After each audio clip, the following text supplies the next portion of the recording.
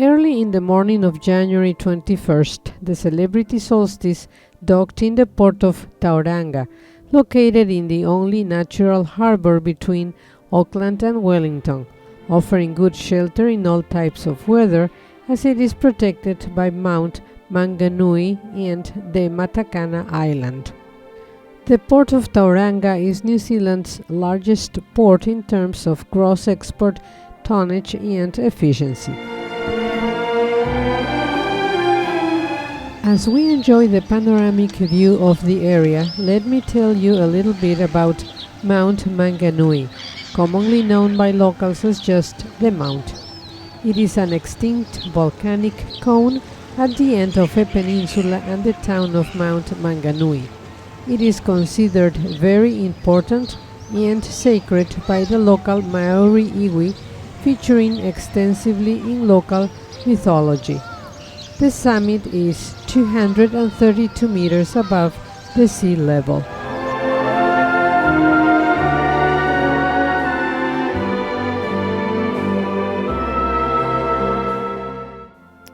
The inner harbor has a gentle beach, while on the ocean side is the surfing hotspot of Mount Beach.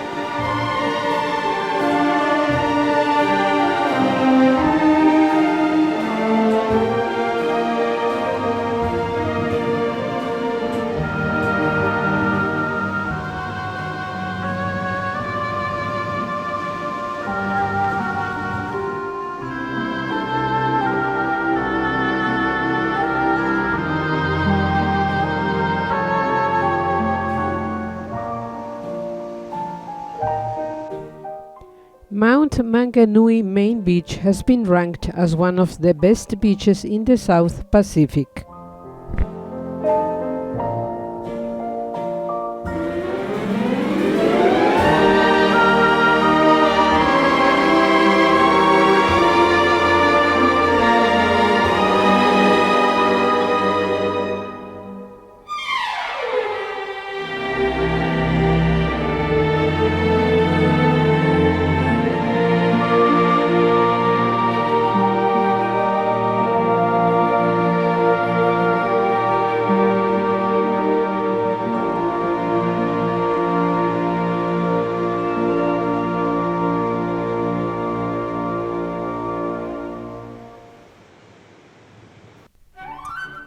The following pictures were captured as we walked back to the port, and you will see that urbanites can find lots of shopping and restaurants on busy Maunganui Road.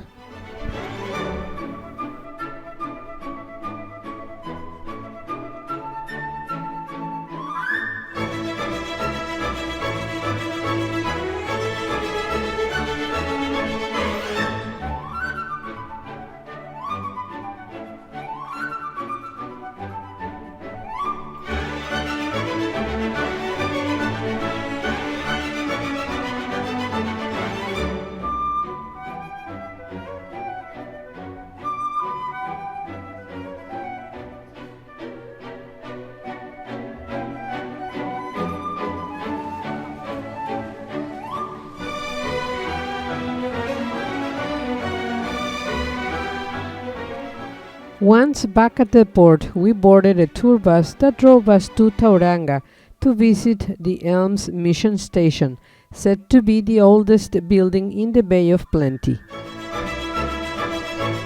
From this traditional English home, Maori were given the opportunity to learn about Christianity and were educated in reading and writing, as well as agricultural and domestic skills.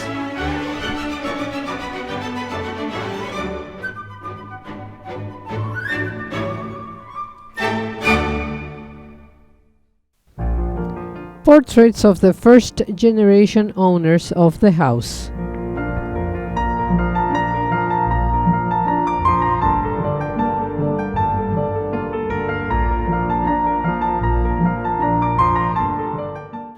A family home for 150 years, the Mission House is now a museum, showcasing the lives of the three generations who lived within its walls. The house has lived in from 1847 to 1992. The contents reflect the lives of all the occupants. The name was changed to the Elms in 1873, when active mission work ceased.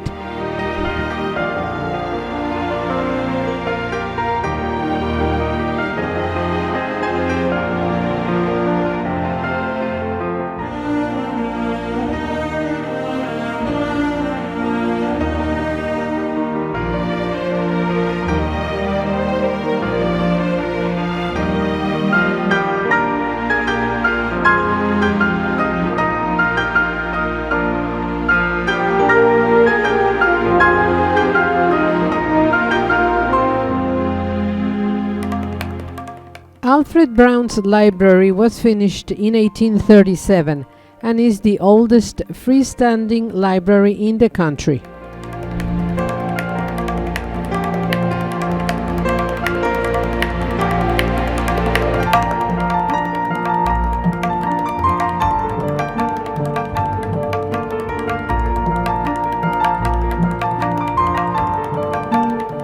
Once the flourishing Te Papa Mission Station, now a tranquil oasis amid the bustle of the modern city of Tauranga, these buildings and gardens carry us back in time to the early 19th century.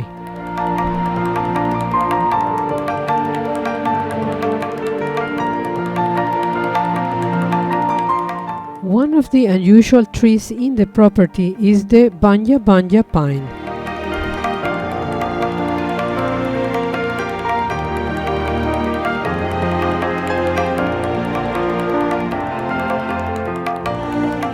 Many of the English trees in the gardens were planted by missionary Alfred Brown in the 1830s.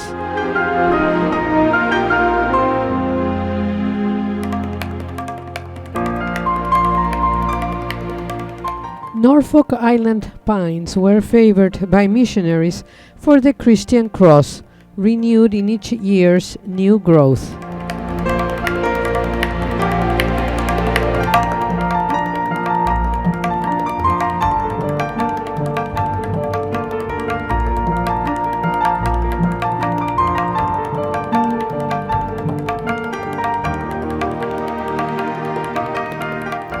New Zealand trees and shrubs were planted in the early 20th century by the second generation of the family to occupy the property.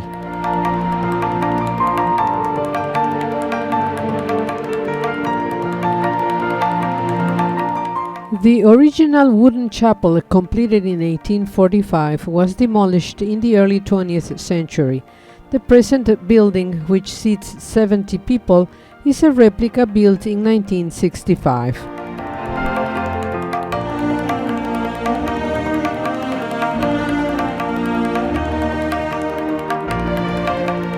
The belfry is original. The bell, bought in England by Reverend Brown, cracked in the early years of the 20th century and was recast by Alice Maxwell in 1929.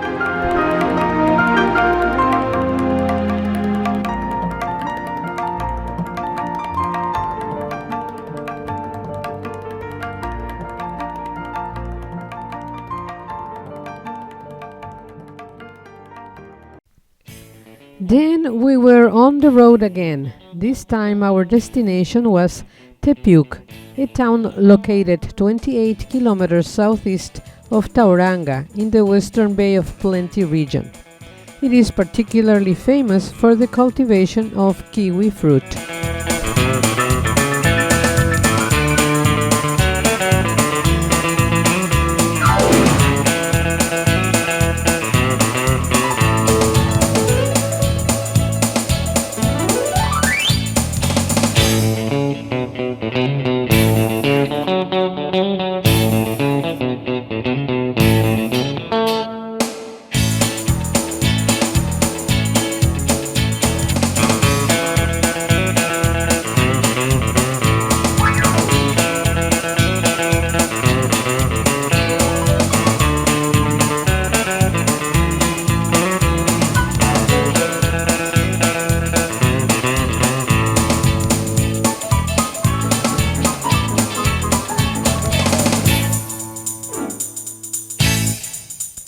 Perhaps the most notable attraction in Te Puke is Kiwi 360, with its famous landmark, the giant kiwi fruit, clearly visible from the highway just west of the township of Te Puke.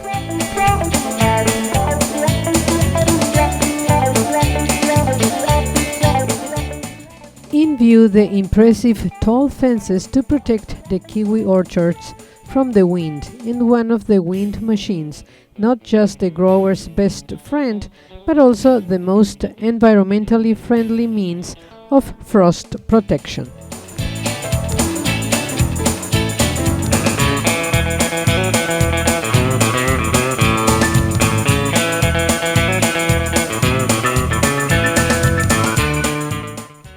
Kiwi 360 was opened in 1987 under the name Kiwi Fruit Country. The informational tour carried out by one of the owners of the orchard explained the processes used to harvest and export the kiwi fruit, and here are some of his comments. Soft canes which during summer now grow above the canopy. The canopy is what we have tied down, the canes coming out from the leaders. These are quite young vines and I'll explain them in a minute. The older vines there, we have central leaders, and each year we tie down canes coming out at right angles from those.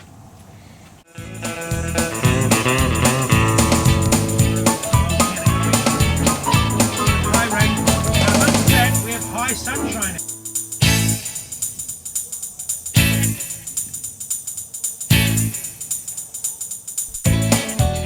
This fully operational kiwi fruit orchard offers tours on their kiwi cart, kiwi fruit-shaped open carriages pulled by a tractor.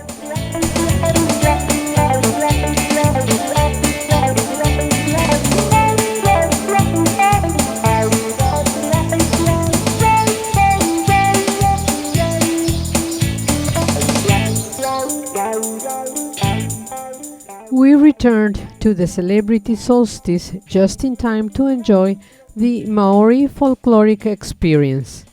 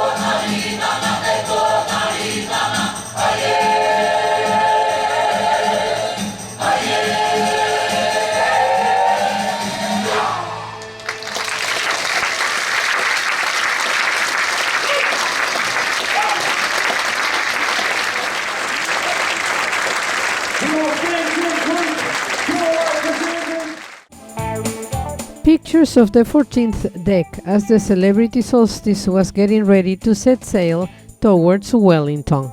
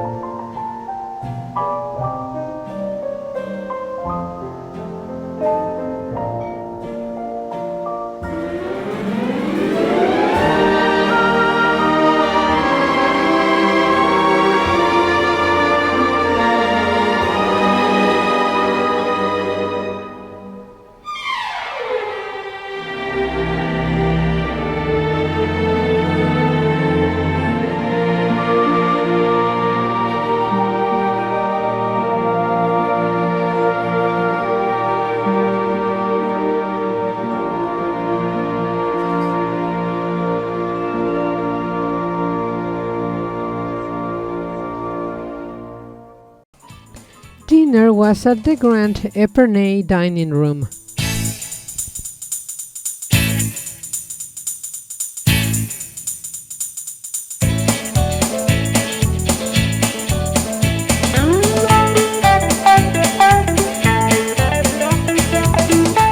Celebrity Showtime, hosted by cruise director Eddie, presented comedian Jeff Green.